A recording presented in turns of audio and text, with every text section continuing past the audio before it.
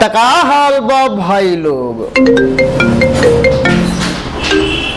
Hello hello hello. अरे बोला यार, रास्ता भाई गाड़ी चलाओ थे मतलब कि यार स्टूडियो में बैठ के वीडियो बना थे।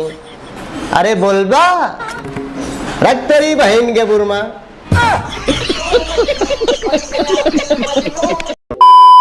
तकाल बा भाई लोग, आशा करता नहीं कि सब कोई अच्छा बोलो और हमेशा अच्छा होके चाहिए। तो भाई लोग आज के वीडियो में हम प्रमोद प्रेमिक है अरे ले अला बानी तो वीडियो जरूर है अंत तक जरूर देखिए लोग। आज के वीडियो में बहुत ही मजा है वाला मतलब बिना कौन है यानी लौड़ा लेसन के स्टार्ट करिए आज के बकचोदी।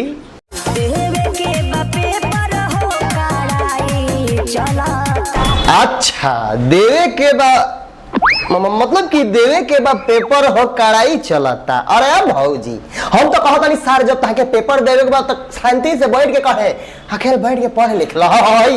प्रमोद भैया के चक्कर में पढ़ू तो सर पढ़ाई तो नुकसान होबे करी संगे संगे तार लाइफ के भाई घोषणा हो जाई बुझाई लो निमन से पढ़ लो।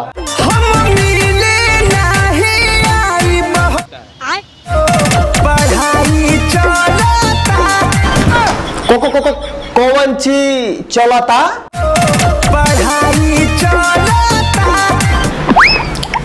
पढ़ाई चलता। अरे भौजी हई कौन टाइप के पढ़ाई हरे ना सरवा हई पढ़ाई चलता ना पेलाई चलता। अरे भौजी हम सर तो सकल देख के पहले ही समझ गई नहीं कितने सरवा कुछ चटा वाला काम करबे ना भाई। कौन पढ़ाई चलता यार भौजी कहलसी कि पढ़ाई चलता तो खाली हमू मान लेनी कि चलो भौजी बहुत नीमन मेहरारू भी है यार कि पढ़ाई लिखाई में कम से कम एक ध्यान तो लगता पर ऐसे देख के भौजी मन करता कि पटा के गाड़ फाड़ दी सर तू नहीं मिले नहीं आई वो पढ़ाई चलता। अरे भौजी जना के तू पढ़ाई कह तो के पढ़ाई ना कहल जाला गड़मराई कहल जाला। सर तू नहीं पढ़ाई चलता भाग सारे पढ़ाई चलता।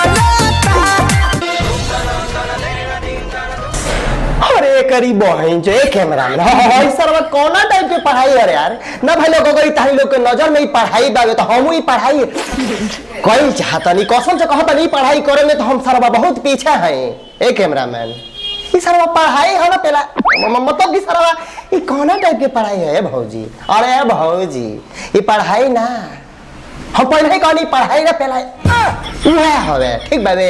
अब जो एक खाली कह दिलू सर की पढ़े नहीं आई पढ़ाई चलता तो ऐसा जे कूद के मारे सर की जोगाड़ में बवा सिर धली सर तू नहीं मिले नहीं आई पढ़ाई चलता मारम सर की छोले देनी मुद। कैमरामैन दूसरा वीडियो लगा नहीं यार उतना ज्यादा हो जाए।